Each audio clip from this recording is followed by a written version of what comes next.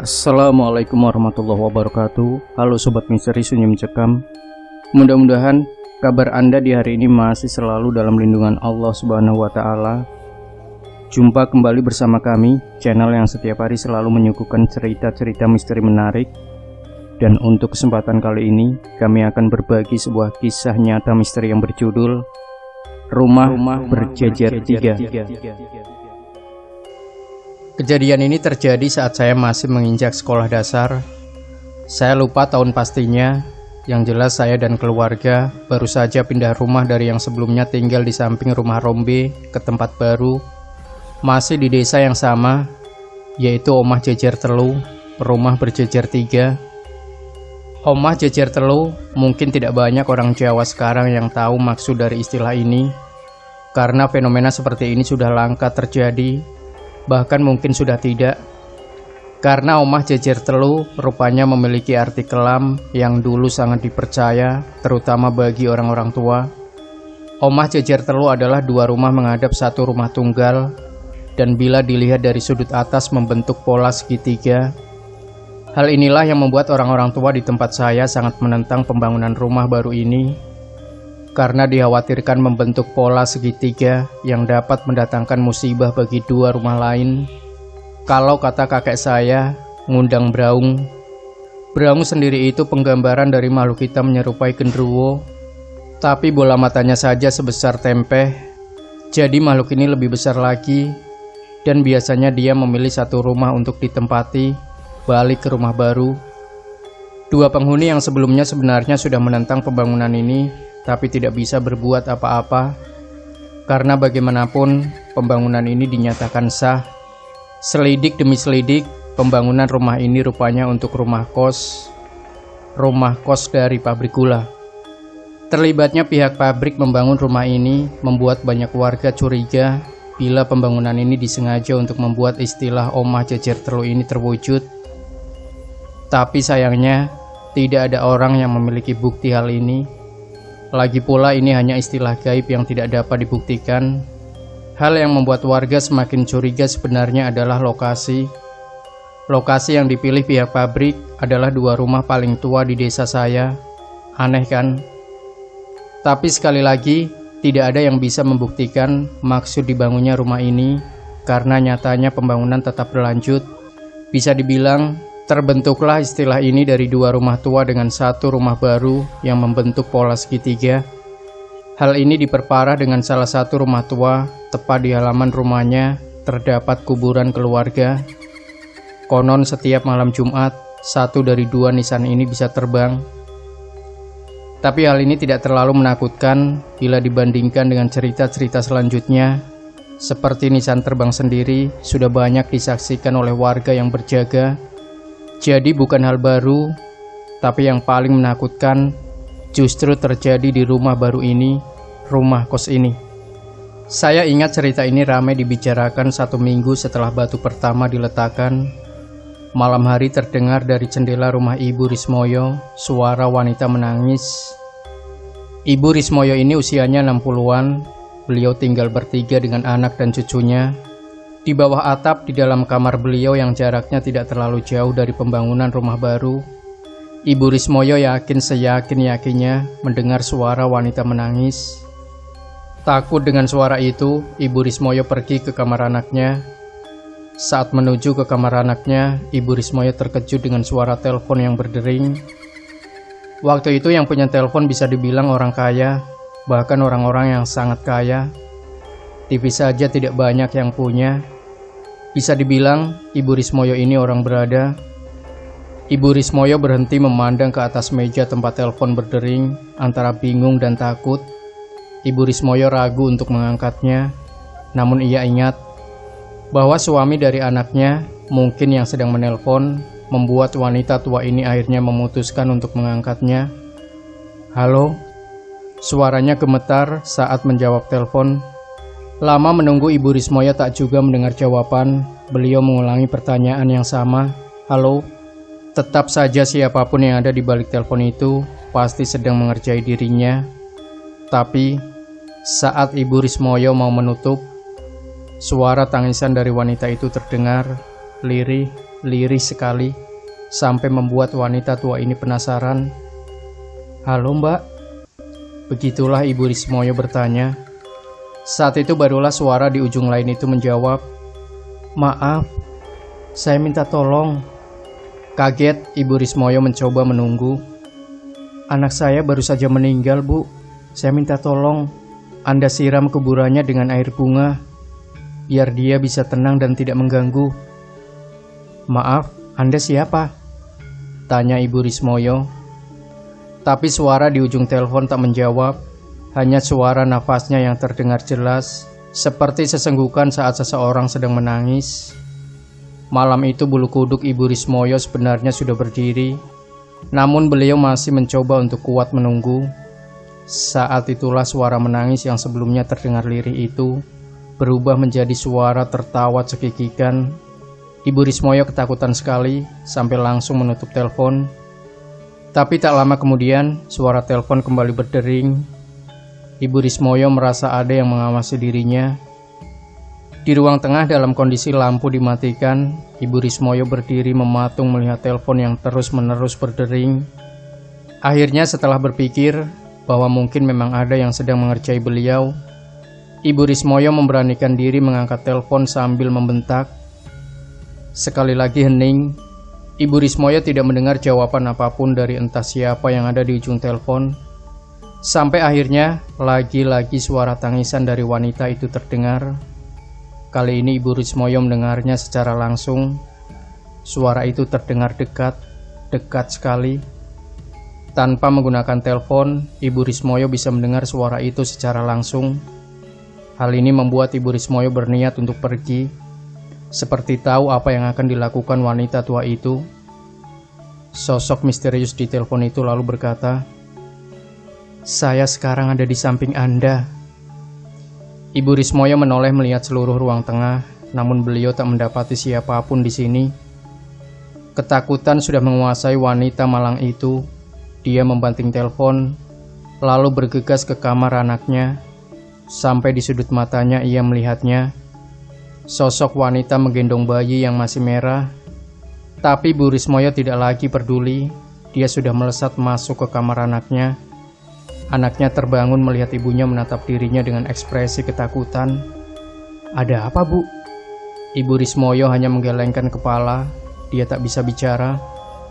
Setelah kejadian malam itu, Ibu Rismoyo tak lagi bisa bicara. Selain itu, dia juga sering menjerit bila ditinggal sendirian di rumah. Hal ini membuat menantunya yang tinggal di luar kota memutuskan untuk pulang. Tapi semua ini baru saja dimulai. Pembangunan rumah ini awalnya direncanakan memiliki 2 lantai. Hal yang membuat warga geleng kepala, siapa orang yang ada di balik pembangunan rumah ini. Namun sayangnya, saat pengecoran, tiba-tiba pembangunan berhenti bertepatan dengan dikeluarkan surat pabrik gula bangkrut. Bisa dibilang setelahnya rumah ini menjadi terbengkalai meski bangunan sudah selesai. Kos yang awalnya untuk para pekerja akhirnya tidak laku. Karena satu-satunya penunjang diadakannya kos ini adalah karena pabrik gula. Kalau pabrik gula bangkrut, siapa yang mau kos di sini? Selama berbulan-bulan, rumah ini akhirnya dibiarkan kosong. Suatu malam penghuni rumah di seberang melihat ada yang janggal dari rumah ini, di mana di dalam rumah kosong dia melihat sebuah cahaya. Satu hal yang membuat dirinya penasaran siapa yang masuk ke dalam rumah ini. Berbekal sarung tersampir di badan dengan senter jumbo di tangan, Pak Ageng keluar dari rumahnya. Beliau berniat memeriksa rumah kosong ini, takutnya bila ada maling bersembunyi. Ia menyeberang jalan, lalu menggeser pagar yang menutupi rumah kosong, kemudian melangkah masuk. Pak Ageng memeriksa setiap sudut rumah, tapi dia tak menemukan apapun yang bisa menjawab pertanyaannya tadi. Kesempatan ini digunakan Pak Ageng untuk melihat-lihat keseluruhan rumah. Beliau menemukan 4 kamar dengan dapur umum. Selain itu ada 1 kamar mandi. Sayang sekali, rumah besar ini dibiarkan kosong seperti ini. Saat itulah dari jauh Pak Ageng mendengar suara wanita menangis. Suaranya terdengar jelas dari halaman belakang rumah yang waktu itu masih ditumbuhi pohon-pohon pisang. Kadang saat seseorang sudah penasaran, ia akan mengesampingkan rasa takut atas kebodohan yang akan dia lakukan. Hal inilah yang terjadi dengan Pak Ageng. Berbekal keberanian sebesar biji jagung, dia memutuskan untuk memeriksa bagian belakang rumah yang konon tidak pernah didatangi siapapun. Pintu kayu yang menutupi bagian belakang rumah dipindahkan oleh Pak Ageng. Sementara suara itu terdengar semakin jelas, membuat dirinya semakin yakin bila yang dia dengar ini nyata. Melangkah keluar, Pak Ageng tak mendapati apapun selain pemandangan pohon pisang. Saat itu Pak Ageng terus mencari di mana sumber suara tersebut, karena ia merasa yakin masih mendengarnya. Saat itulah tanpa sengaja, senter jumbo Pak Ageng menangkap sesuatu di jendela Ibu Rismoyo. Rupanya wanita tua itu sedang mengamati dirinya dari dalam kamarnya. Pak Ageng akhirnya memutuskan untuk mendekati jendela Ibu Rismoyo yang sedang melihat dirinya dari balik kaca hitam. Ada yang aneh dengan wanita tua ini. Pak Ageng belum pernah melihat beliau menggerai rambut panjangnya, sembari menempelkan wajahnya dengan dua tangan tepat di kaca. Tepat berdiri di hadapannya, Pak Ageng akhirnya mengetuk kaca jendela wanita itu yang sama sekali tidak bergerak. Bu, Anda ini sedang lihat apa? Kok sampai kayak gini? Ibu Rismoyo masih melihat Pak Ageng. Saat itulah Ibu Rismoyo tersenyum menyeringai kepada Pak Ageng yang membuat lelaki parubaya itu merasa ada yang ganjil dengan wanita tua di hadapannya ini. Ibu Rismoyo seperti mengatakan sesuatu, namun Pak Ageng tidak bisa mendengar jelas maksud ucapannya. Ibu Rismoyo terus mengetuk-ngetuk kaca dengan telunjuknya. Butuh waktu lama untuk Pak Ageng tahu kalau Ibu Rismoyo sedang berusaha mengatakan, "Di belakangmu." Pak Ageng terdiam mematung. Suara tangisan itu kini terdengar semakin jelas. Subuh, Pak Ageng ditemukan oleh Mbak Nani saat sedang menyapu halaman depan. Ia menemukan lelaki parubaya itu kejang-kejang. Ramai orang datang mencari tahu apa yang sebenarnya terjadi. Tapi saat Pak Ageng ditanya, dia hanya bisa menjawab dengan kosakata tidak lengkap alias gagap. Ia menyebut Anin, sambil menunjuk-nunjuk siapapun yang ada di depannya. Semua orang hanya saling melihat satu sama lain, tidak mengerti maksud Pak Ageng. Tapi ketika Ibu Rismoyo datang menjenguk, Pak Ageng menjerit-jerit, menyuruh wanita itu keluar. Ingat. Mbak Nani merasa tersinggung ibunya diperlakukan seperti itu. Dia berkata bila Pak Ageng tidak tahu terima kasih. Hal ini membuat orang-orang yakin kalau ini adalah tanda-tanda omah jejer telu yang biasanya diawali dengan sesama tetangga saling bermusuhan. Kejadian ini terus berlanjut. Banyak warga menemukan keganjilan yang semakin aneh. Salah satunya menemukan Ibu Rismoyo biasanya berdiri di depan pintu rumah kosong seorang diri, seolah-olah melihat sesuatu. Saat diingatkan, dia akan menoleh sambil nyengir setan yang membuat merinding. Tidak hanya itu, di tengah malam beberapa orang pernah bersaksi bila melihat Pak Ageng sedang bermain-main di got depan rumah kosong, seperti mencari sesuatu di sana. Setiap mau didekati, Pak Ageng hanya merangkak masuk ke dalam rumah, membuat orang yang melihatnya memutuskan pergi. 2 tahun setelah kosong, akhirnya ada keluarga baru yang mengatakan berniat mengontrak rumah ini. Hal ini disampaikan kepada RT setempat. Meski sempat diingatkan kalau rumah ini tidak beres, keluarga baru ini bersikeras, katanya dia tidak peduli dengan hal ini. Karena rumah ini sebelumnya selesai ala kadarnya, keluarga baru ini harus sedikit menguras isi dompet untuk memperbaiki di sana-sini. Ia berkata kalau merasa berjodoh dengan rumah ini dan berniat membelinya kalau dirasa cocok dalam waktu berjangka. Akhirnya Pak RT menyerah. Rumah yang sebelumnya terbengkalai kini terlihat lebih baik. Keluarga baru ini terdiri dari seorang lelaki muda, sebut saja Pak Ridwan bersama istri dan kedua anaknya. Anak sulung berusia 6 tahunan, sedangkan si bungsu masih menyusu. Malam ini adalah malam pertama bagi mereka. Kebetulan kamar di sebelah utara menghadap ke rumah Ibu Rismoyo, sedangkan ruang tamu menghadap rumah Pak Ageng. Setiap malam anak bungsunya tidak pernah berhenti menangis. Hal ini membuat Pak Ageng dan istrinya tidak bisa tidur, sementara anak sulungnya berlarian di ruang tengah. Namun tidak ada yang lebih membuat Pak Ridwan merasa heran saat menemukan Pak Ageng berdiri di gerbang rumahnya, mematung menatap kosong ke arah rumahnya. Hal ini terjadi setiap malam antara pukul 12 malam saat Pak Ridwan menenangkan anaknya di ruang tamu. Bersama istrinya mereka mengawasi Pak Ageng dari kaca jendela ruang tamu.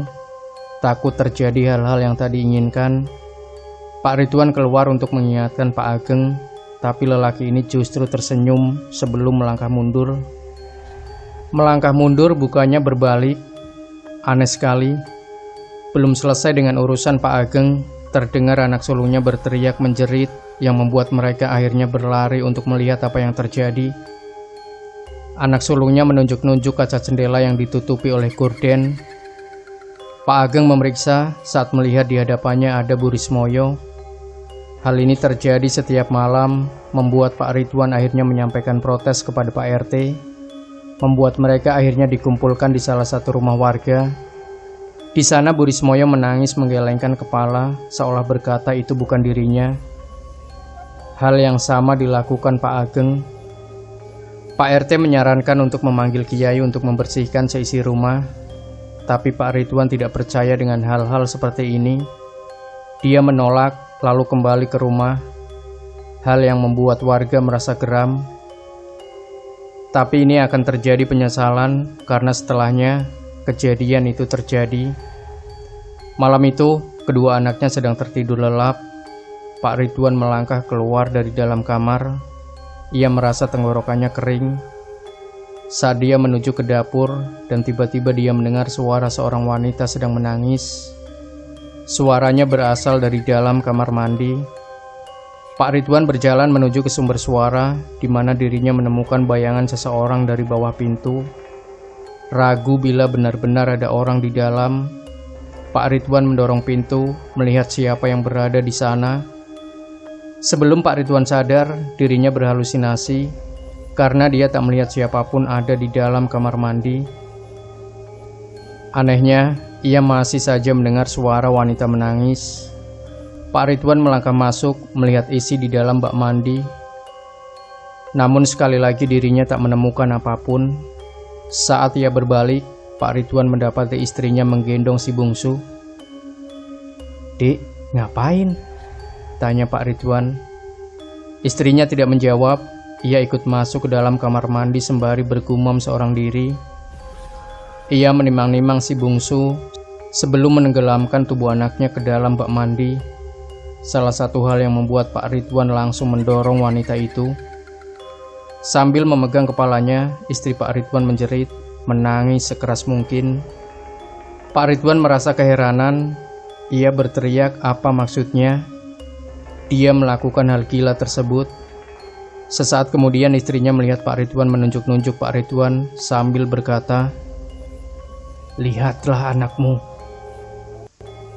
Pak Ridwan melihat si bungsu yang ada di pelukannya, dan saat itulah dia baru menyadari bahwa yang ia gendong rupanya bukan anaknya. Lebih menyerupai bayi yang terlihat seperti seonggok daging berlumuran darah. Pak Ridwan melemparkan benda itu, berlari menuju ke tempat istrinya. Pak Ridwan masuk ke dalam kamar, tapi tak mendapati kehadiran istri dan kedua anaknya. Hanya kamar kosong dengan pemandangan di jendela, di mana Bu Rismoyo sedang melihat dirinya. Sadar rumah ini membuat dirinya gak waras, Pak Ridwan berlari keluar rumah. Di sana dia melihat istri dan kedua anaknya sedang berdiri melihat Pak Ridwan dengan tatapan cemas. Malam itu juga mereka menjelaskan semua kejadian ini kepada Pak RT, yang keesokan harinya memutuskan untuk memanggil kiai. Apakah semua berakhir sampai di sini? Sepertinya tidak. Sebenarnya warga, terutama Pak RT, sudah bersikap sangat baik. Mereka mau membantu mencarikan kiai untuk membantu membersihkan rumah tersebut. Tapi keluarga Pak Ridwan, terutama Pak Ridwan sendiri, menolak tawaran tersebut. Kenapa? Karena beliau lebih percaya dengan seorang guru spiritual yang pernah dekat dengan keluarga Pak Ridwan. Jadi bisa dibilang Pak Ridwan yang sehari-hari memiliki latar belakang sebagai seorang pemborong ini dulu punya guru spiritual keluarga, tapi sudah lama tidak menjalin hubungan setelah kebangkrutan bapaknya. Setelah bapaknya almarhum, Pak Ridwan teringat kembali dengan sosok guru ini. Beliau pun mendatangkan lelaki tua ini yang untuk jalan saja harus dibantu dengan tongkat. Hal ini sebenarnya ditentang dengan tetua desa saya. Tapi Pak Ridwan ngeyel, berkata bahwa beliau sudah keluar uang banyak untuk rumah ini. Warga pun mengalah. Para tetangga di samping rumah Pak Ridwan merasa ada sesuatu yang tidak enak akan terjadi. Tapi apa daya, mereka tidak bisa berbuat apa-apa. Jadi apa yang dilakukan oleh guru spiritual ini? Ini adalah satu-satunya yang saya ingat tentang rumah ini, di mana ritual dilakukan di hadapan beberapa warga, seperti tontonan saja. Pertunjukannya sendiri dilakukan di belakang rumah Pak Ridwan. Malam itu bertepatan dengan Kamis Legi, kalau tidak salah ingat. Orang tua itu yang disebut guru seperti paranormal pada umumnya, duduk bersila di atas tanah sambil menggeleng-gelengkan kepalanya. Beberapa kali dia membuka mata melotot pada sudut-sudut tertentu. Beberapa kali dia juga tertawa sendirian. Malam yang awalnya tenang, tapi mendadak seperti ada sesuatu yang benar-benar membuat siapapun yang di sana merasa gelisah. Saya yang masih anak-anak akhirnya disuruh pulang oleh orang-orang tua. Mereka bilang hal seperti ini tidak untuk dilihat. Tahu apa yang saya lihat sebelum pergi? Orang yang menyebut dirinya guru itu memukul-mukul telapak tangannya pada sebatok kelapa, lalu merobek kulit keras buah tersebut dengan sekali cabik, lalu menuangkan isi buah tersebut yang di dalamnya tak berisi air, tapi sesuatu yang hitam kental. Saya yang melihat merasa mual karena benda itu diletakkan di atas tanah. Butuh 4-5 buah kelapa sampai membentuk gumpalan yang sampai hari ini saya tidak tahu itu apa. Setelahnya dia menari seperti peran dalam pertunjukan ludruk, sambil bergerak seperti tokoh wayang. Dia berbicara sendiri, marah-marah sendiri, sambil menunjuk-nunjuk beberapa tempat. Saya yang masih penasaran, sudah mencoba mencuri-curi lihat, tapi orang-orang tua waktu itu sampai harus memaksa kami untuk pulang. Jadi saya tidak tahu akhir pertunjukannya seperti apa.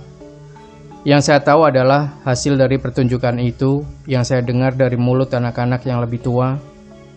Mereka melihat sampai pertunjukan berakhir, di mana seluruh anggota keluarga Pak Ridwan diberi jimat khusus yang katanya diambil dari jantung pohon pisang.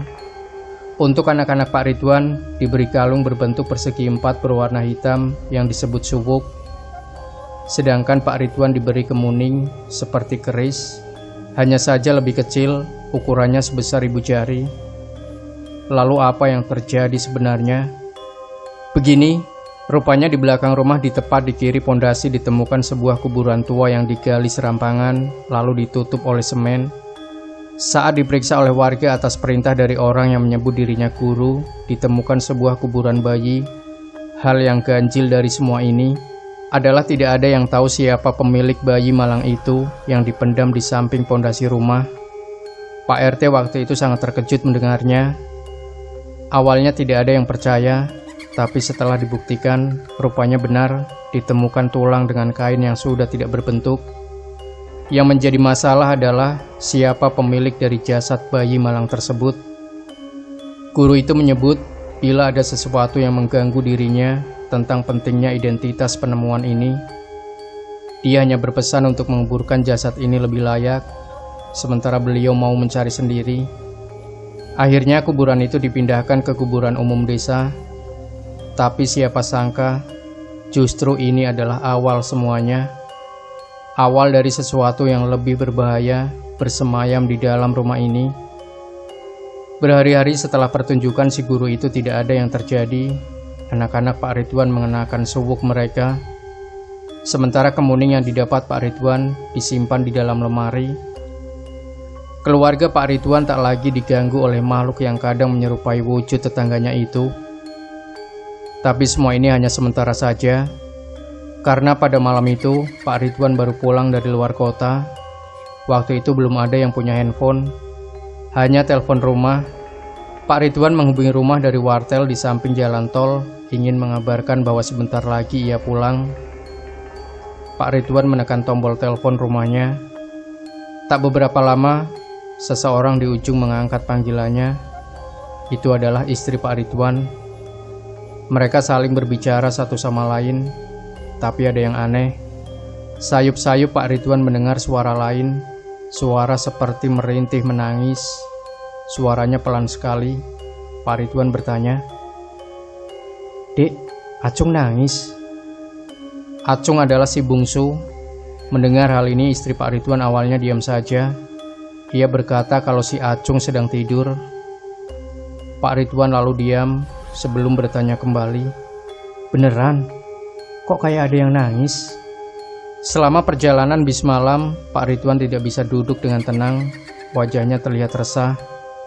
Entah kenapa setelah menghubungi istrinya, justru malah membuat Pak Ridwan khawatir terjadi sesuatu dengan keluarganya. Hal ini ditangkap oleh seorang kernet bis yang melihatnya. "Ada apa, Pak?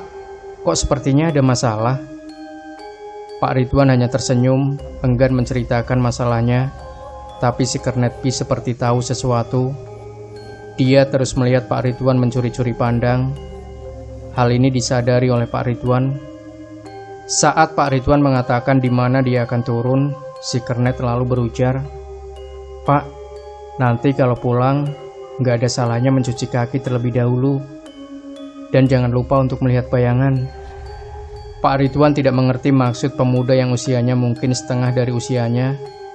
Ia hanya mengangguk saat bis mulai memelankan laju kecepatan sebelum Pak Ridwan melangkah turun.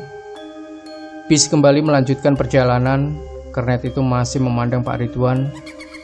Jarak antara jalan raya dengan rumah tidak terlalu jauh. Pak Ridwan berjalan sendirian menuju ke rumah. Tapi entah kenapa saat ia sedang berjalan, seperti ada yang terus membuntuti dirinya.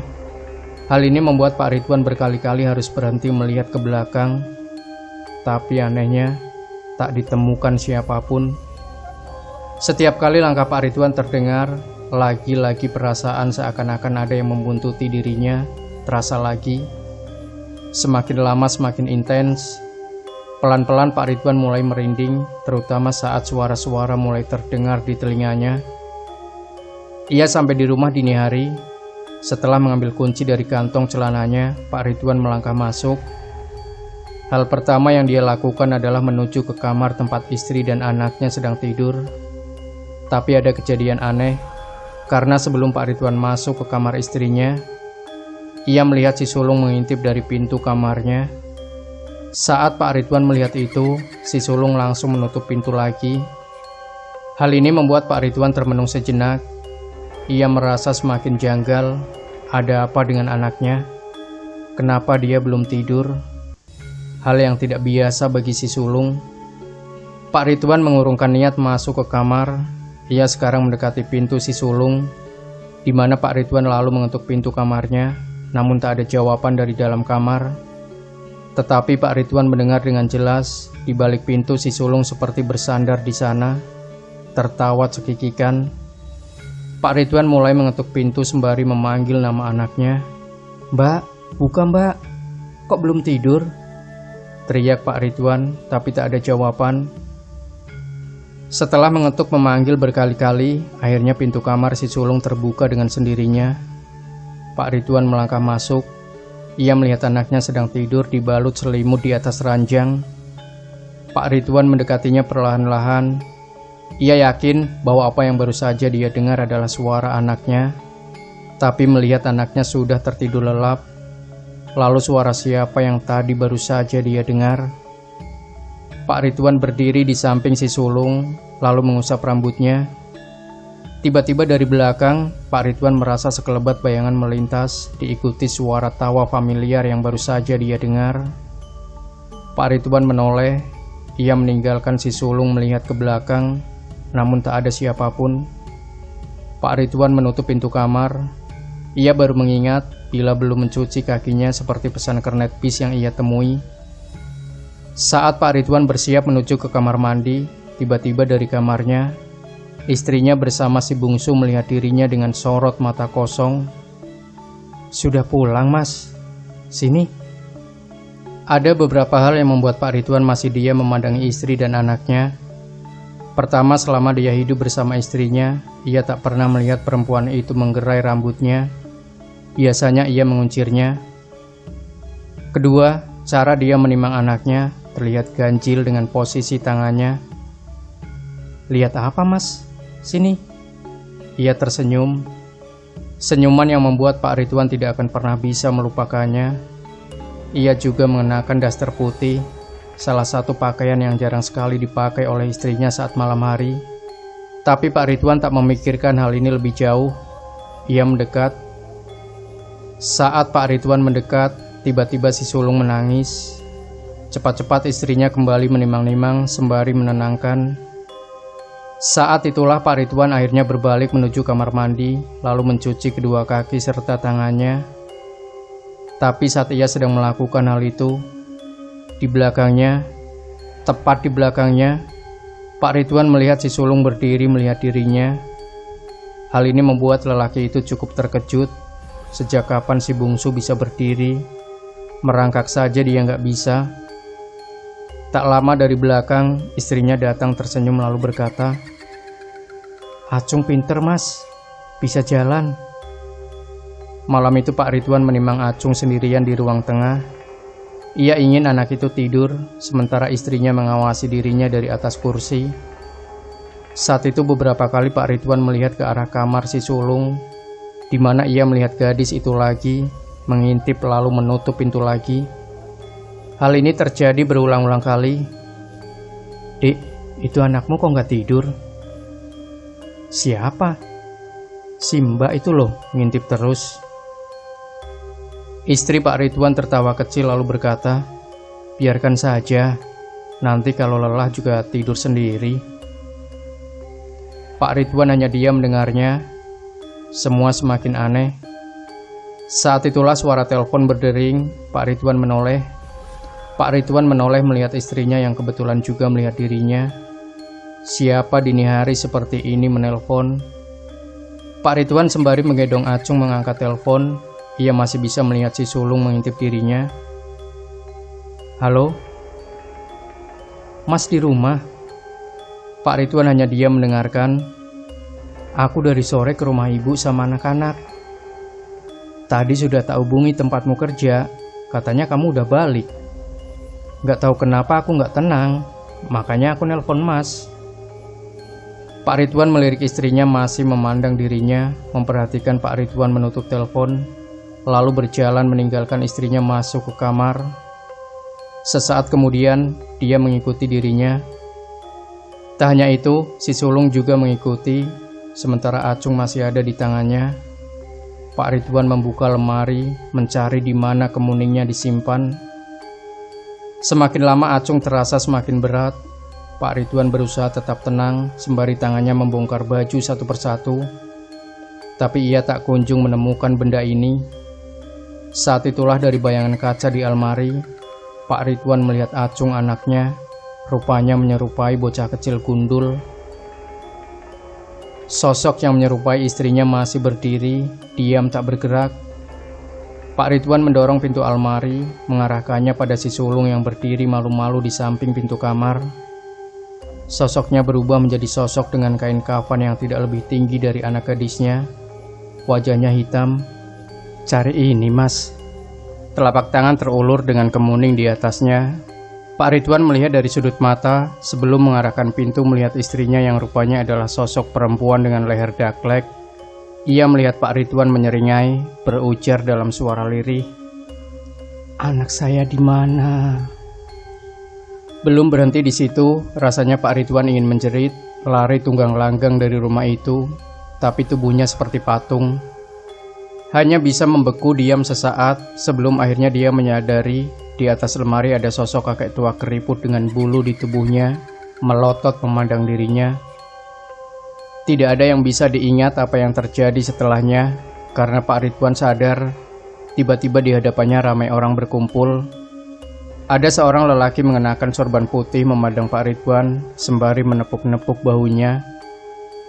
Istri dan kedua anaknya langsung mendekati Pak Ridwan. "Rumahmu sekarang dipenuhi setan yang kau bawa entah dari mana." Pak Ridwan tidak mengerti, Tapi istrinya segera menceritakan bila sudah 1 minggu ini Pak Ridwan bersikap aneh. Ia menangis seorang diri di kamar. Selama itu juga tak ada yang bisa dilakukan selain mengirimkan doa di dalam rumah, termasuk Pak Kiai yang didatangkan untuk membersihkan rumah. Pak Ridwan tidak mengerti. Ia meminta lelaki itu menjelaskan lebih jauh apa yang sebenarnya terjadi. Pak Kiai akhirnya menunjukkan sesuatu. Siapa sangka bila semua ini ada hubungannya dengan kuburan bayi yang ditemukan. Singkatnya, siapapun yang membangun rumah ini memiliki maksud tersembunyi yang tidak diketahui tujuannya. Bisa saja ingin membuat celaka Bu Rismoyo atau rumah di depan milik Pak Ageng. Intinya, kuburan bayi itu digunakan hanya untuk memperkuat tanah ini. Karena sebenarnya rumah Bu Rismoyo atau rumah Pak Ageng tidak kalah angker. Hal ini diperkuat di mana Bu Nani bercerita bahwa semenjak rumah yang Pak Ridwan tinggali dibangun, banyak kejadian janggal terjadi. Salah satunya Bu Rismoyo berkata bahwa setiap malam ia didatangi oleh sosok yang tidak bisa dia lihat. Dia selalu menemui Ibu Rismoyo memijat kaki dan badannya. Saat Bu Rismoyo mulai membaca doa untuk mengusir makhluk itu, sosok itu tertawa mengikuti Bu Rismoyo membaca doa yang sama. Pak Ageng lebih parah lagi. Kuburan di depan rumahnya adalah milik buyut yang sudah lama ada di sana. Sejak rumah Pak Ridwan dibangun, setiap malam kamar Pak Ageng diketuk terus-menerus oleh sosok menyerupai buyutnya. Hanya saja tubuhnya dalam kondisi hancur dipenuhi daging busuk. Pak Kiai mengatakan semua itu dimulai dari kedatangan bayi yang dikubur di sini. Semenjak bayi itu dipindah, sosok yang menjaga tempat ini yang dipercaya sebagai ibu dari bayi tersebut mulai menerima semua demit. Semenjak bayi itu dipindah, sosok yang menjaga tempat ini yang dipercaya sebagai ibu dari bayi tersebut mulai menerima semua demit mengundangnya ke tempat ini. Namun semua sudah berakhir. Pak Kiai menunjukkan botol bening kecil yang ditutup dengan kertas berwarna kuning, diikat dengan akar serabut. Ia meminta izin kepada Pak Ridwan menanam benda itu di bawah pondasi rumah ini. Namun Pak Kiai melarang keras siapapun untuk menggali dan membuka penutup botol ini. Pak Ridwan tampak bingung kenapa harus ditanam di rumahnya. Kenapa tidak di rumah Bu Rismoyo atau Pak Ageng? Hal ini membuat dua keluarga itu langsung berdiri lalu menunjuk Pak Ridwan. Sejak Pak Ridwan memanggil guru tersebut, tanpa sadar rumah ini adalah sumber masalahnya. Tapi Pak Kiai menjelaskan bahwa alasan yang sebenarnya karena rumah ini yang dipilih oleh Braung untuk tinggal. Pak Kiai tidak keberatan menunjukkannya kepada Pak Ridwan, namun lelaki itu menolak. Selain itu, sebenarnya makhluk yang sekarang disimpan di dalam botol bisa saja dibuang ke alas Purwo atau alas-alas di timur. Tapi percuma saja, mereka sudah kadung kerasan dengan tanah di Omah Jejer Telu, sehingga tidak akan menyelesaikan masalah. Dengan menanam botol di rumah ini, setidaknya tak akan ada lagi gangguan apapun selama Pak Ridwan tinggal. Asalkan rumah kembali bersih dengan diisi oleh doa-doa yang menenangkan. Pak Ridwan akhirnya setuju. Satu hal yang membuat keluarga Rismoyo dan Pak Ageng lega mendengarnya. Tapi 1 minggu kemudian, Pak Ridwan bersama keluarga memutuskan pindah rumah. Hal yang cukup mengejutkan, tapi tidak ada yang bisa melarang keputusan keluarga Ridwan. Ia sudah mengikhlaskan semua uang untuk membangun rumah ini, meski hasil akhirnya ia tak jadi membeli rumah ini. Berikutnya, rumah ini akhirnya dialihfungsikan menjadi tempat kos murah bagi anak-anak yang bekerja di pabrik kertas yang baru didirikan. Di sini, babak kedua rumah ini dimulai. Bulan November 2 tahun setelah penutupan pabrik gula, diikuti dengan pembukaan pabrik kertas. Pabrik kertas ini tidak berada di wilayah pabrik gula, jadi mohon digarisbawahi, berdirinya pabrik baru tentu diikuti penyerapan tenaga kerja. Hal ini dimanfaatkan oleh pengelola. Setelah direnovasi seadanya, bangunan ini menjadi bangunan yang cukup layak untuk ditinggali. Saat itu beberapa rumah juga sudah dibangun, membuat fenomena Omah Jejer Telu tidak lagi terlalu dikhawatirkan oleh orang-orang. Tapi benarkah fenomena itu benar-benar lenyap? Disinilah Putri datang dari sebuah desa di barat daya wilayah kami. Wilayah yang sudah terkenal di provinsi kami sebagai wilayah penghasil anak-anak muda yang berani merantau. Jadi buat orang yang bukan dari Jawa Timur, ada beberapa daerah yang memang terkenal pemuda-pemudinya ulet. Perempuan ataupun laki-lakinya benar-benar pekerja keras. Hal yang membuat saya masih terpukau bila melihatnya. Putri diterima di pabrik kertas dengan pembagian jam kerja 3 shift. Setelah penerimaan itu, Putri mulai mencari tempat untuk dirinya tinggal selama di kota orang. Saat itulah dia mendengar salah satu tempat yang menyediakan tempat tinggal, kos Putri yang dahulu pernah dikenal oleh warga desa sebagai bangunan omah jejer telu. Bagaimana semua dimulai? Mari masuk ke dalam ceritanya. Putri datang siang hari setelah mendapat alamat dari kenalan di pabrik. Sampailah Putri di bangunan dengan palang, kos khusus wanita. Saat Putri mendekati bangunan itu, ia terkesiap melihat rumah di samping bangunan kos dipenuhi oleh orang. Putri nampak penasaran melihatnya. Putri berdiri diam cukup lama di depan rumah itu, berharap ada warga yang berbaik hati memberitahunya apa yang terjadi. Namun tak ada warga yang memperdulikan Putri. Mereka tampak sibuk saling mendorong satu sama lain melihat isi di dalam ruang tamu. Putri akhirnya memutuskan pergi. Ia duduk di depan bangunan di mana disediakan sebuah kursi. Sembari menunggu pengelola datang, Putri mencuri-curi pandang. Putri mencuri-curi pandang rumah di samping bangunan yang berjarak tak jauh dari tempat Putri duduk, yang hanya terhalang pohon sawo yang mulai rimbun. Di sela-sela Putri mengamati, tiba-tiba dia mendengar suara menjerit. Suaranya nyaris membuat Putri melompat dari tempatnya duduk. Suara itu seperti suara seorang wanita. Tak tahu apa yang terjadi. Warga terdengar saling bicara satu sama lain, sampai akhirnya seseorang yang ada di dalam rumah membubarkan massa. Pintu rumah akhirnya ditutup, diikuti oleh warga yang berhamburan pergi.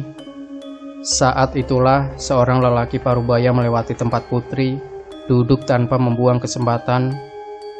Karena rasa penasaran yang sudah mengusik batin, Putri memberanikan diri untuk bertanya.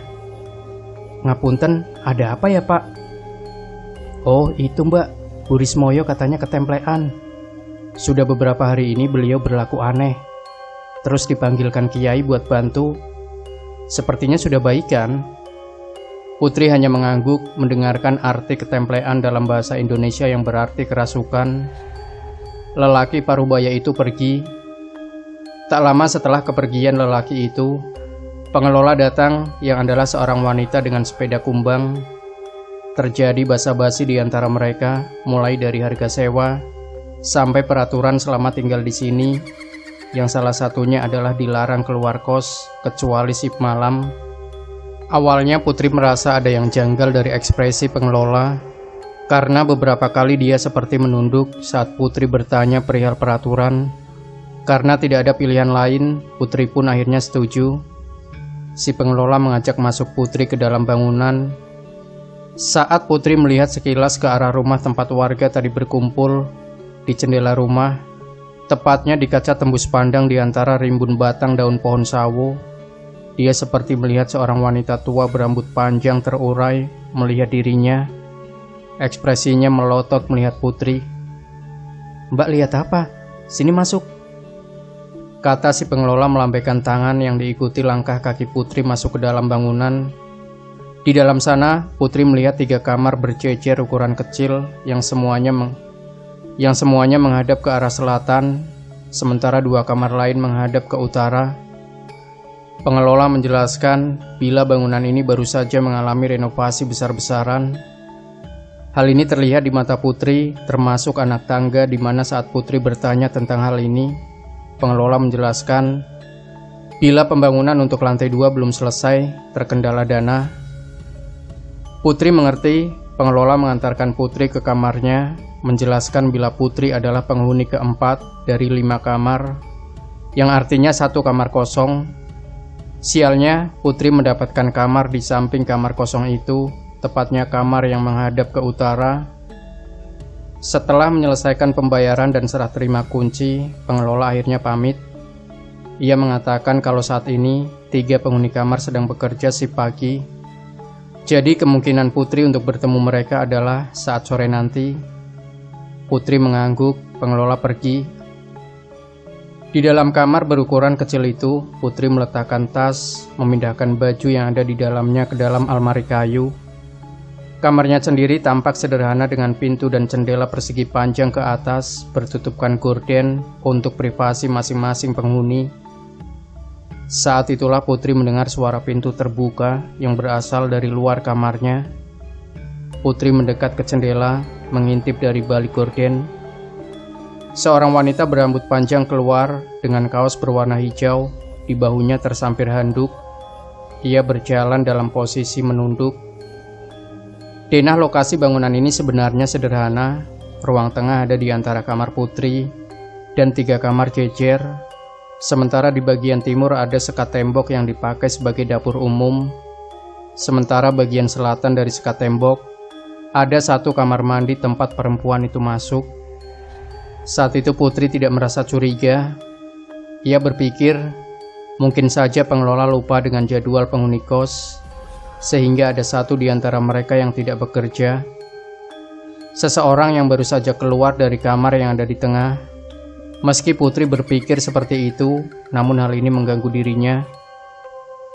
Putri melipat baju-baju miliknya sebelum berdiri untuk mengecek benarkah apa yang dia lihat ini, karena Putri merasa janggal dengan sikap perempuan yang dia lihat ini. Putri mendekati kamar mandi, di mana mulai terdengar suara air berkecimpuk saat seseorang menyiram dengan gayung. Seperti tahu kehadiran Putri, suara air dari dalam kamar mandi tiba-tiba terhenti begitu saja, membuat Putri kebingungan cukup lama. Bagi Putri sendiri sikapnya ini memang tidak pantas dilakukan, terlebih dirinya masih tergolong baru di tempat ini. Putri masih menunggu. Pintu tiba-tiba berderi terbuka, di mana Putri melihat perempuan itu membuka sedikit dari dalam, melihat wajah Putri. Akhirnya mereka saling melihat satu sama lain. Belum terpikir bagi Putri untuk mencari alasan saat tiba-tiba perempuan itu seperti tahu apa yang Putri lakukan. "Mbaknya balik saja ke kamar, nggih." Putri mengangguk, seperti tubuhnya dipaksa untuk menurut. Ia kembali ke kamar meninggalkan perempuan itu di dalam kamar mandi. Ini adalah kali pertama Putri merasa bulu kuduknya berdiri saat melihat seseorang. Putri tahu ada yang janggal dari penghuni di tengah kamar itu. Putri mengunci pintu menyibak gorden, lalu pergi tidur. Ia hanya berharap semua yang dia lakukan tidak akan membuat dirinya terlibat dalam hal-hal yang paling tidak dia inginkan saat dirinya jauh dari keluarga. Suara adzan maghrib berkumandang. Putri tersentak dari tidurnya. Ia merasa linglung sebentar saat dari luar terdengar suara perempuan sedang tertawa-tawa. Putri melangkah keluar untuk melihat. Di ruang tengah, Putri mendapati 2 perempuan sedang berbicara satu sama lain. Terjadi jeda di antara mereka. "Loh, ada yang ngisi kamar ini toh? Maaf ya Mbak, kita nggak tahu kalau di dalam kamar ada orangnya." Disitulah Putri akhirnya berkenalan dengan penghuni kos di sini. Sebut saja mereka Dika sama Anggi. Meski baru sebentar, Putri langsung bisa akrab dengan mereka. Mungkin karena mereka berasal dari daerah yang sama. Begitu juga kesamaan nasib mereka sebagai perantau. Saat itulah keheningan tiba-tiba terasa. Saat dari tengah kamar, Putri melihat perempuan itu melangkah keluar. Putri hanya diam memandang perempuan itu yang melihat Putri dengan sorot mata menyelidik. "Lin, sini. Ini ada Mbak Putri. Dia dari kota Kediri, samping kotamu." Perempuan itu mendekat lalu bergabung. Saat itulah Putri mengatakannya, "Saya sudah bertemu kok tadi siang." Mendengar hal itu, wajah Anggi dan Dika saling melihat satu sama lain dengan ekspresi bingung. "Bertemu gimana?" Perempuan itu hanya melihat Putri menunggu dia menjawab. "Ya, bertemu Mbak. Tadi di sini." Hening, 3 perempuan itu melihat Putri dengan sorot mata semakin bingung. Putri mencoba menjelaskan, namun Anggi berkata kalau Elin satu shift, jadi tidak ada yang di dalam rumah, begitu juga Dika. Putri awalnya berkeyakinan keras kalau dia tidak salah lihat. Anehnya, perempuan bernama Elin ini tidak memojokkan Putri. Sebaliknya dia kemudian mengajak pergi. Mbaknya lihat saya keluar dari kamar itu. Iya mbak, sumpah. Terus Mbak Elin pergi mandi loh, malah sempat buka pintu. Perempuan bernama Elin itu mengangguk. Dia lalu mengatakan sesuatu yang membuat Putri terkejut. Saya percaya dengan perkataan mbak kok. Tapi sepertinya itu bukan saya. Putri terlihat bingung. Maksudnya bagaimana? Gak apa-apa mbak, gak usah dipikirin. Pokoknya itu bukan saya, cuma menyerupai saja kan. Elin mengakhiri kalimat. Ia kembali kedua temannya, lalu menjelaskan kalau Putri memang salah lihat. Hal ini membuat Putri semakin merasa aneh. Hari mulai larut, satu persatu perempuan itu mulai berpamitan pergi, termasuk Elin yang terakhir. Sebelum ia masuk ke kamar, Elin lalu berkata kepada Putri, "Saya mau tidur dulu ya mbak." Putri mengangguk, ia bersiap pergi juga. Tapi aneh, Elin melihat Putri dengan ekspresi mengibah. "Mbak Putri, kalau saya tidur biasanya saya lelap sekali. Suara apapun gak bisa ngebangunin, kecuali waktu subuh nggih." Meski terdengar aneh cara bicara perempuan ini, Putri hanya mengangguk-angguk saja. Putri pun masuk ke kamar. Putri sudah mematikan lampu di kamarnya. Ia bergegas naik ke atas dipan. Jam di atas meja menjadi satu-satunya suara yang Putri dengar. Matanya mulai mengantuk. Perlahan-lahan, saat lagi-lagi akibat pintu kayu dengan engsel berkarat, membuat suara ketika pintu terbuka terdengar keras. Awalnya Putri hanya terbangun sesaat, lalu ia kembali mencoba tidur. Namun suara pintu terbuka kembali terdengar, seperti sengaja diperdengarkan. Putri membuka mata kali ini, ia mau melihat. Dengan langkah kaki perlahan, Putri membuka gorden. Saat di kaca jendela, ia melihat Elin. Putri hanya mengamati perempuan itu yang dari tadi membuka tutup pintu. Tidak ada yang dia lakukan kecuali hal itu. Hal ini terus-menerus dilakukan oleh Elin, seakan-akan dia sengaja melakukan hal ini. Sampai akhirnya dia melihat ke tempat Putri yang sedang mengintip. Putri tersentak. Ia segera menyibak tirai, lalu menunduk bersembunyi di bawah jendela. Putri cukup terkejut melihat ini, seperti perempuan itu tahu bila dirinya sedang diamati. Anehnya, setelah itu Putri tak lagi mendengar suara pintu. Hening. Perlahan-lahan Putri kembali mencoba mengintip. Putri melihat Elin yang masih berdiri di muka pintu kamarnya, melihat lurus ke arah jendela tempat Putri mengamati. Melihat lurus ke arah jendela tempat Putri mengamati. Dengan wajah kosong Elin tersenyum. Lalu seolah-olah memberikan gestur menutup mulut, Elin melangkah mundur, masuk ke dalam kamar miliknya, lalu pintu tertutup. Hal ganjil ini terus terjadi, bahkan saat Elin shift malam bersama yang lain. Terkadang Putri mendengar suara-suara aneh di dalam kamar Elin, menyerupai suara tertawa, namun nadanya ringkih. Sialnya, dari semua penghuni di sini, Putri harus menanggungnya seorang diri. Perlahan-lahan karena mulai terbiasa, Putri tak lagi merasa takut. Ditambah Elin terkadang memberikan pesan, meski tidak secara langsung, seperti mencuci kaki sebelum tidur, sampai berdoa setelah naik di atas dipan. Sampai hari itu terjadi, saat pulang shift malam, Putri melihat seorang wanita tua berdiri di depan pagar pintu kos miliknya. Putri seperti pernah melihat wajah wanita tua itu.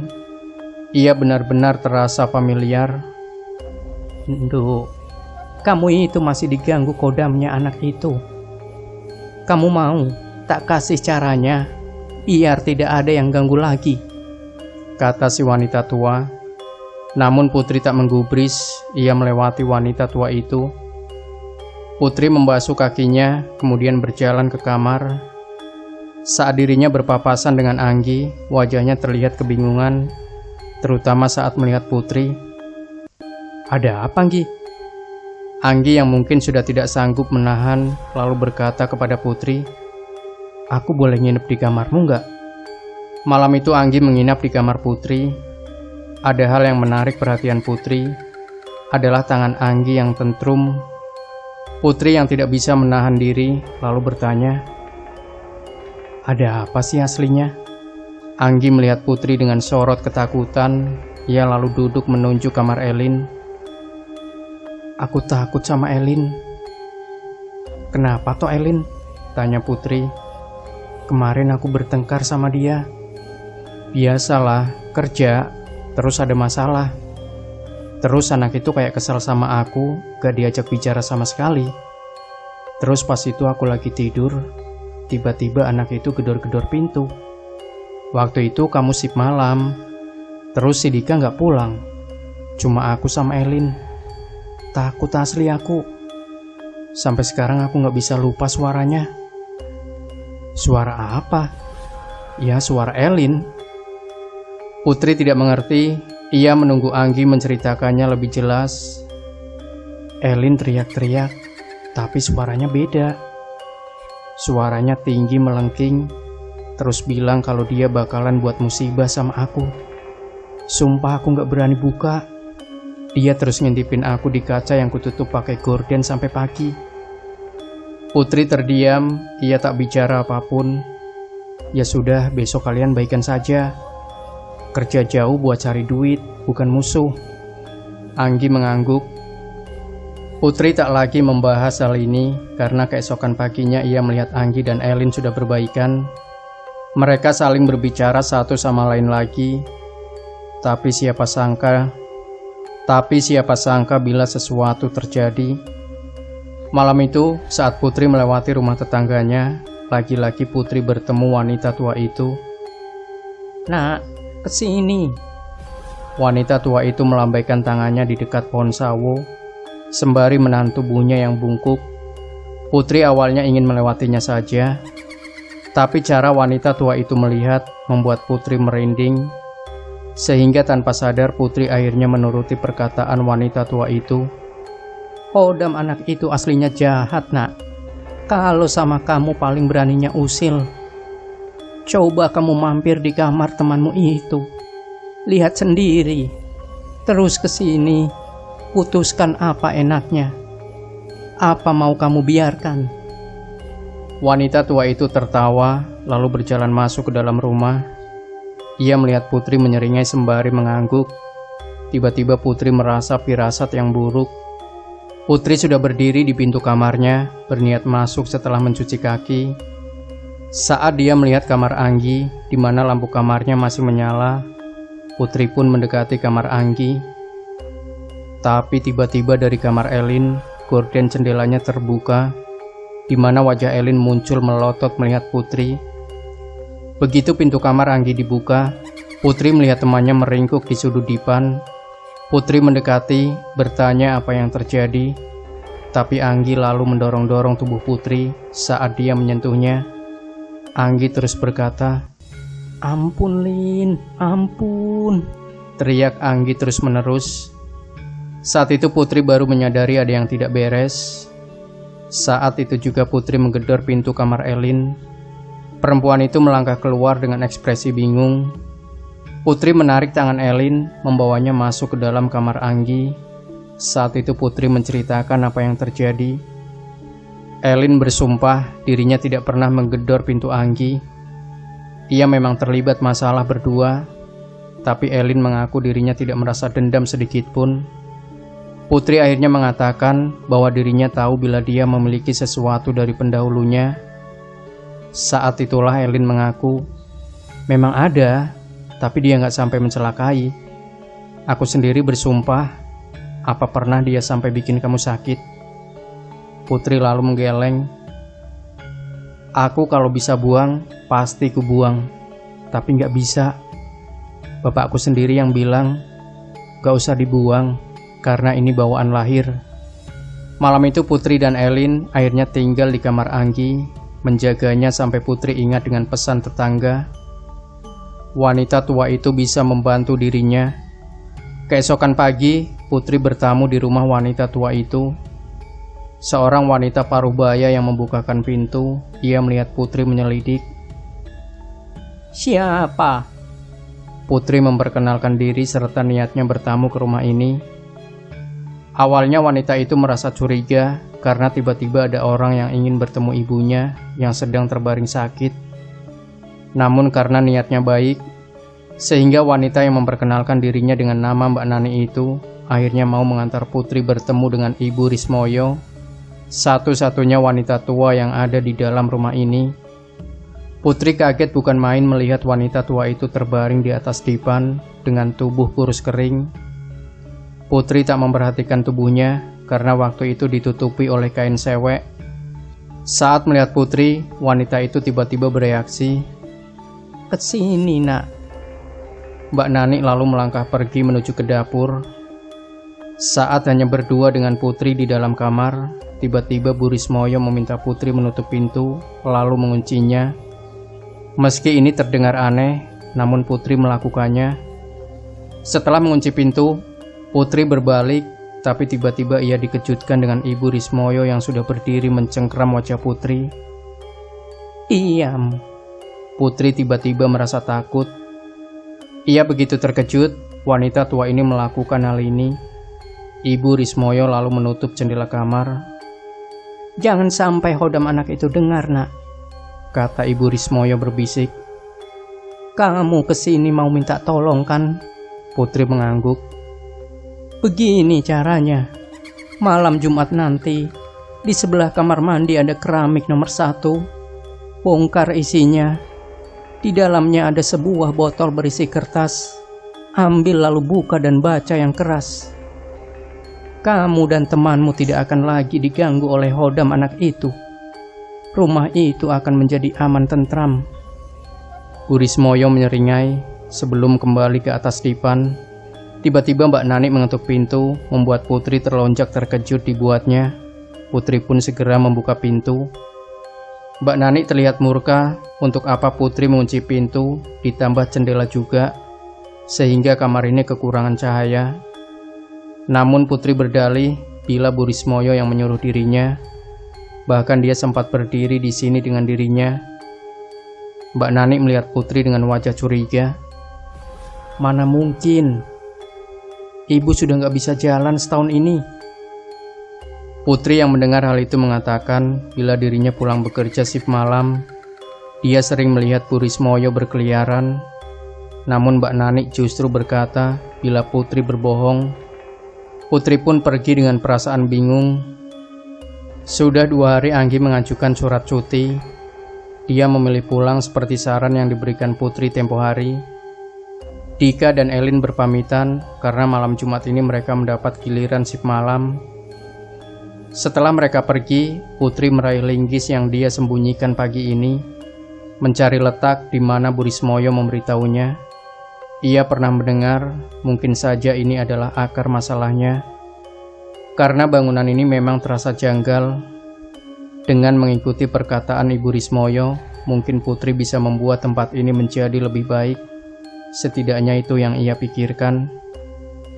Putri mulai membongkar di tempat yang dia pikir benda itu disembunyikan. Berbekal linggis, ia mulai menghantamkannya, mencungkil sedikit demi sedikit, sampai dia menemukan setatah raju dari kain, di mana di dalamnya terdapat sebuah botol yang berisikan kertas yang dilipat dengan seikat tali. Ada sesuatu yang Putri rasakan saat menyentuh botol itu. Ia tak mengerti, tiba-tiba suasana rumah ini terasa lebih sunyi, lebih dingin dari biasanya.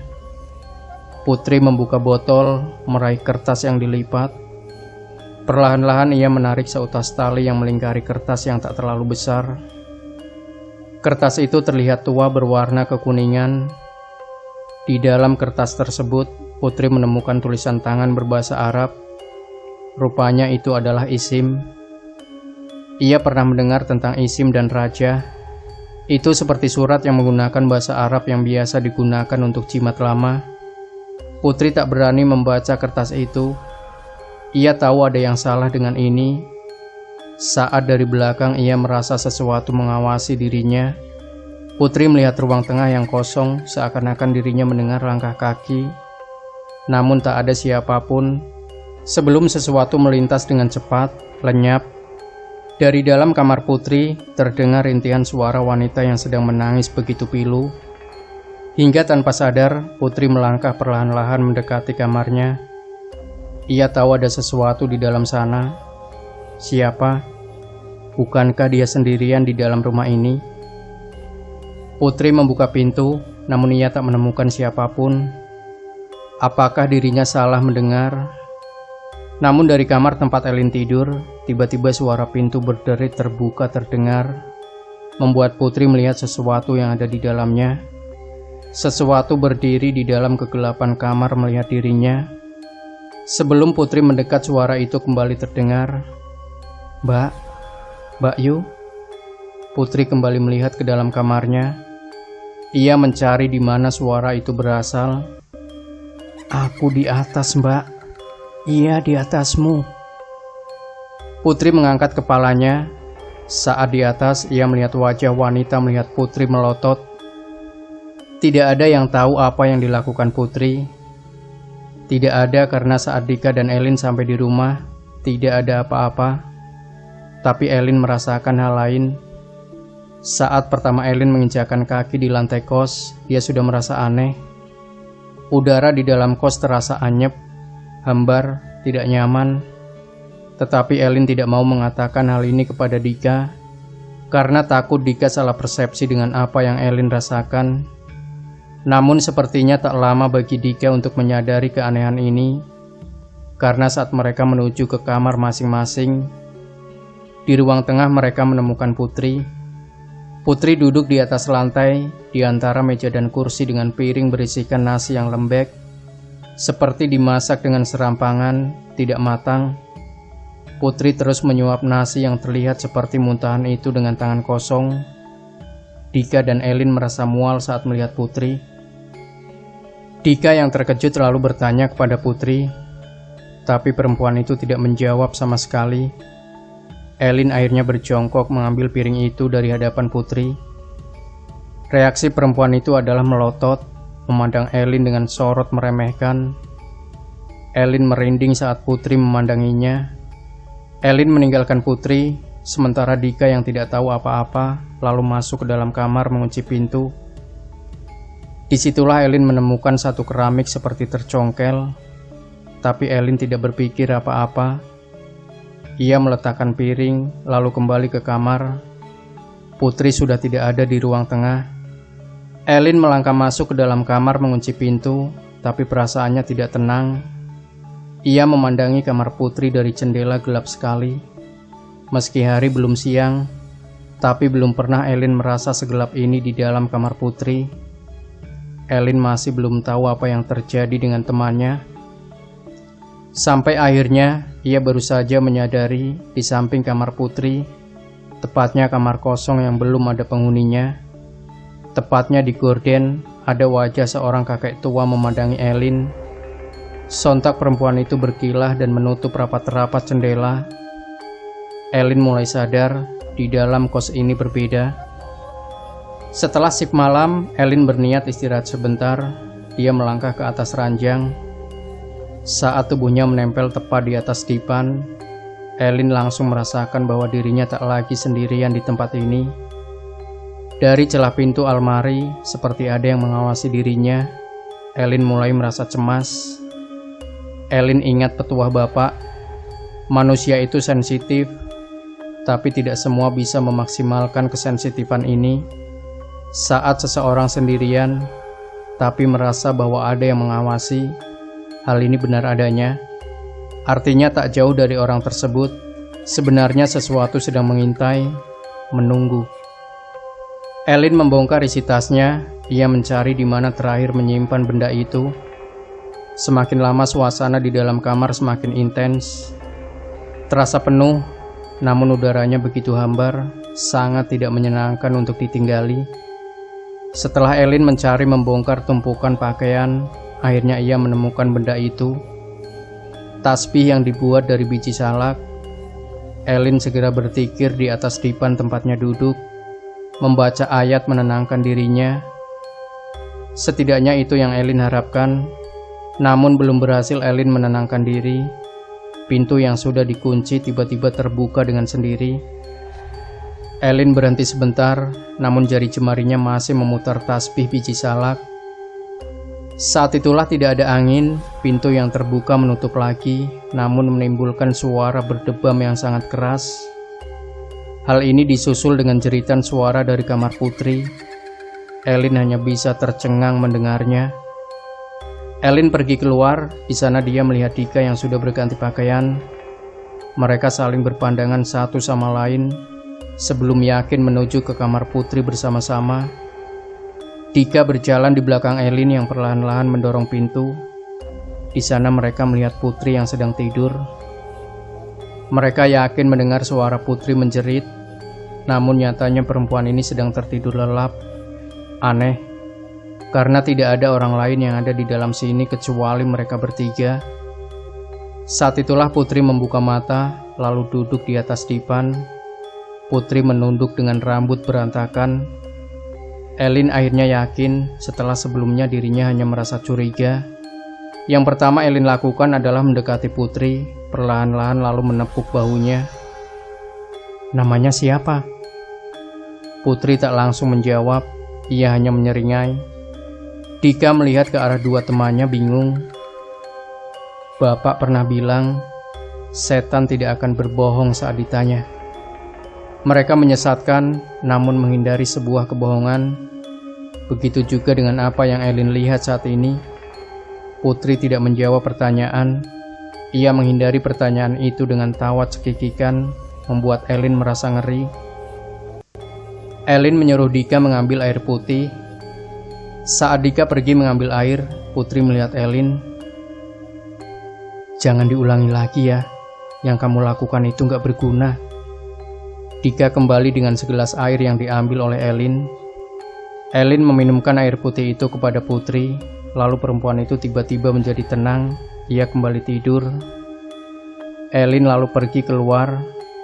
Dika sudah siap dengan banyak pertanyaan saat Elin mendekati kamar kosong itu.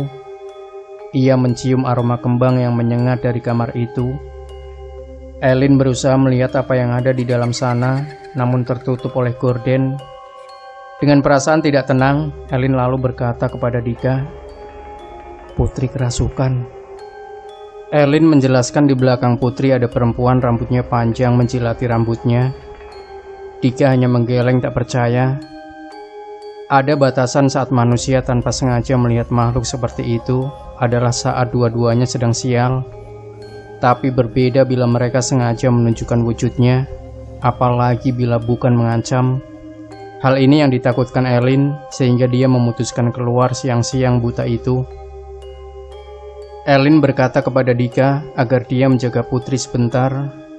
Dia akan kembali dengan pengelola, menceritakan semua.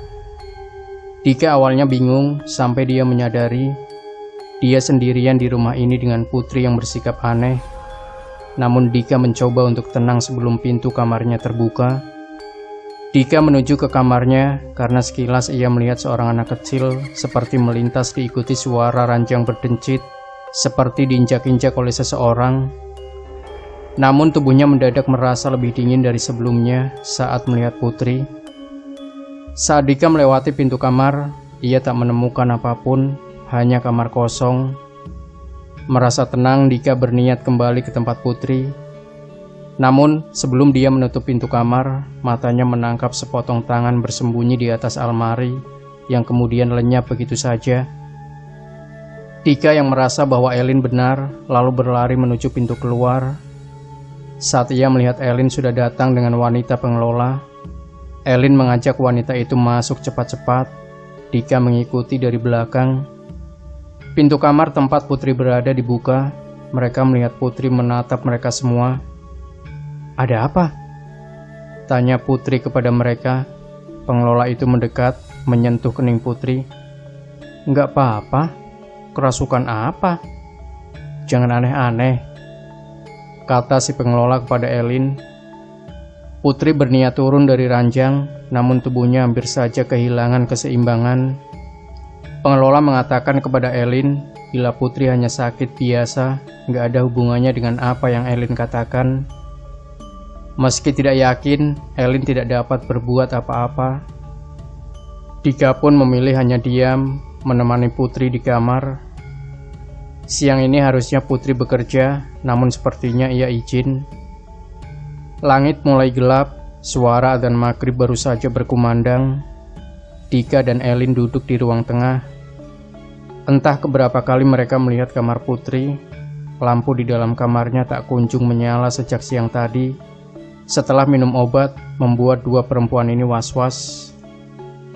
Setelah menunggu, akhirnya Elin tidak sabar. Ia berdiri menuju ke kamar Putri mengetuk pintunya. Dari dalam terdengar suara Putri menyuruh Elin masuk.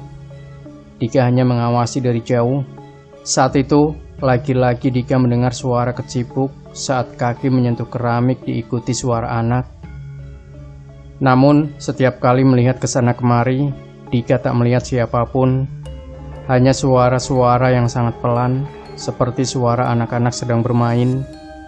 Menunggu Elin kembali, padahal Dika sudah ingin pergi mandi, membuat perempuan ini akhirnya acuh. Ia berjalan menuju kamar mandi seorang diri. Dika sudah menutup pintu kamar mandi. Suara air yang keluar dari pancuran adalah satu-satunya suara yang Dika dengar. Kamar mandinya kecil dengan satu bak plastik besar. Di atas tembok ada balok untuk ventilasi, di mana Dika bisa melihat daun pohon pisang. Malam ini angin berhembus masuk. Gayung berisi air perlahan membasuh kepala Dika hingga badan. Airnya segar, namun beraroma anyir. Namun Dika tak menemukan keanehan apapun selain air bening yang keluar dari pancuran. Dika menggosok tubuhnya dengan sabun. Saat suara orang menangis tiba-tiba terdengar di telinganya. Suaranya pelan nyaris tak terdengar. Arahnya dari balik tembok. Namun Dika meyakinkan diri di belakang hanya ada kebun pisang milik tetangga. Mana mungkin ada orang menangis. Namun Dika menjadi ingat sesuatu bila mendengar suara pelan yang tak ada wujudnya. Bisa saja itu. Dika tak memperdulikan. Ia cepat-cepat mengguyur tubuhnya lagi. Namun aroma anyir semakin tercium di hidungnya. Saat Dika tanpa sengaja melihat ke lubang ventilasi, di mana dia melihat wajah seorang wanita tua melirik menatap dirinya, Dika berteriak. Berbekal handuk untuk menutupi tubuhnya, Dika berlari keluar. Ia bertemu dengan Elin dan Putri yang berwajah pucat. Wajah mereka tampak terkejut melihat Dika. Dika tidak tahu kenapa wajah mereka tampak seperti itu. Saat itu juga Elin mengatakannya, "Darah."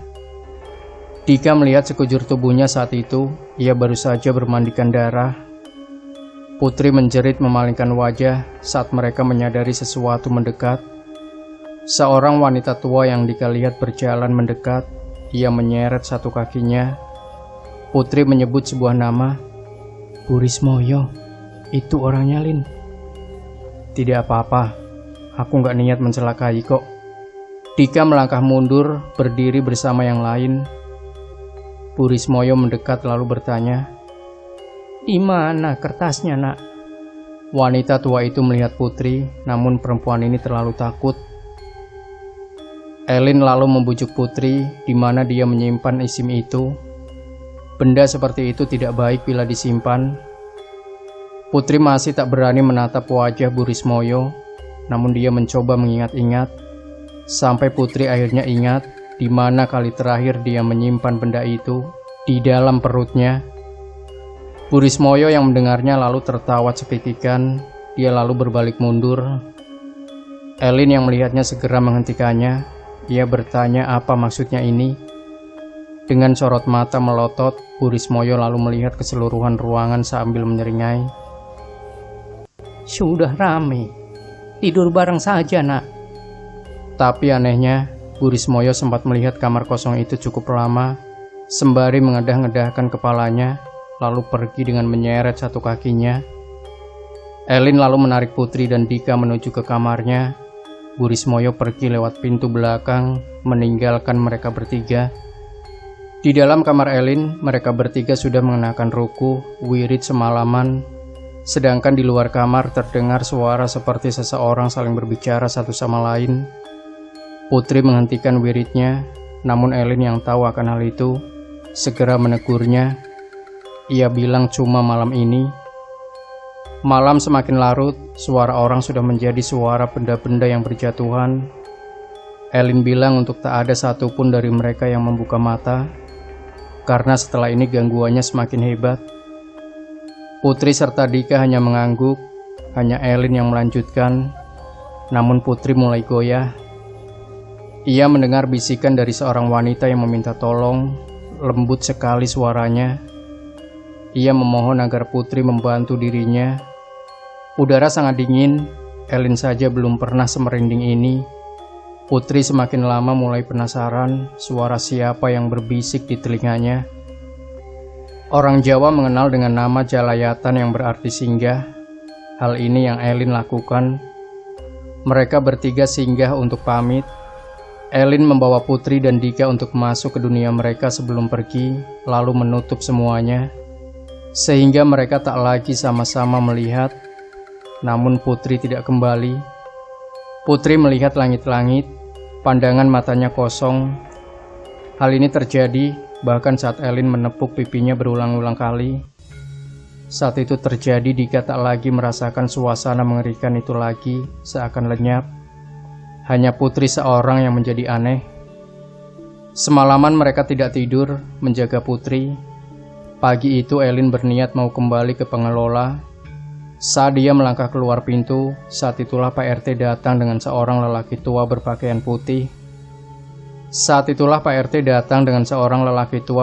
putih. Melihat Elin sembari menggelengkan kepala. Putri digendong Pak RT, ia dibawa ke kamar Bu Rismoyo. Sementara orang berpakaian putih itu berbicara dengan Mbak Nani yang seperti marah-marah. Elin melihat Bu Rismoyo melihat anak-anak perempuan itu dengan ekspresi datar, berbeda sekali dengan saat malam itu. Setelah terjadi dialog, orang itu pergi masuk ke kamar Bu Rismoyo bersama Putri yang hanya bisa bengong saja. Elin dan yang lain menunggu di luar. Sesuatu sedang dilakukan cukup lama, hampir seharian, saat lelaki itu keluar untuk memarahi Elin. Gak semua orang bisa kayak begitu. Bila jadi kamu lebih baik pergi ke kos teman cuma semalam saja, daripada nekat kayak begitu. Untung temanmu gak sampai hilang. Elin tahu apa yang dilakukannya beresiko, namun saat itu kepalanya sudah buntu. Ia terpaksa melakukannya. Lelaki itu menunjukkan isi meraja yang entah bagaimana bisa keluar dari perut Putri. Rupanya lelaki itu dulu memang sengaja memendam di dalam rumah hanya untuk memancing padur dari anak si ibu yang bersemayam di tubuh Bu Rismoyo. Sekarang tak ada lagi yang perlu dikhawatirkan. Ibu dan anak sudah diikat. Rumah itu masih ada penghuninya, namun tak seusil apa yang dipegang lelaki itu. Lelaki itu juga mengatakan bahwa mereka sudah bisa kembali menempati rumah itu. Hanya saja ada satu kamar yang tak boleh dibuka, kamar kosong itu. Elin bertanya perihal isi di dalam kamar kosong itu. Si lelaki tak keberatan menjawab, itu adalah rumah Braung saat tempat ini masih menjadi omah cecer telu. Tidak bisa diusir, tidak mengganggu asal tidak diganggu. Lelaki itu akan menjelaskan hal ini sama pengelola. Lelaki itu juga menjelaskan kepada Putri setelah dia siuman. Namun seperti yang Dika katakan, ada tempat kos lain yang lebih dekat dengan pabrik kertas, sehingga mereka bertiga akhirnya sepakat tetap pindah. Hal ini diceritakan dari mulut ke mulut, menjadi semacam cerita di desa saya. Namun sebelum mengakhiri cerita ini, saya akan beritahukan rumah itu masih ditinggali dan masih menjadi tempat kos yang ramai. Walaupun sempat sepi, karena sepeninggalnya 3 perempuan itu, 1 perempuan kembali, namanya Anggi. Anggi menjadi satu-satunya perempuan yang tidak tahu akan hal ini. Demikian Sobat Misteri Sunyi Mencekam, jangan lupa tinggalkan komentar Anda, like, share video ini, subscribe channel Sunyi Mencekam, dan kembali nantikan cerita-cerita misteri terbaru dari kami. Wassalamualaikum warahmatullahi wabarakatuh.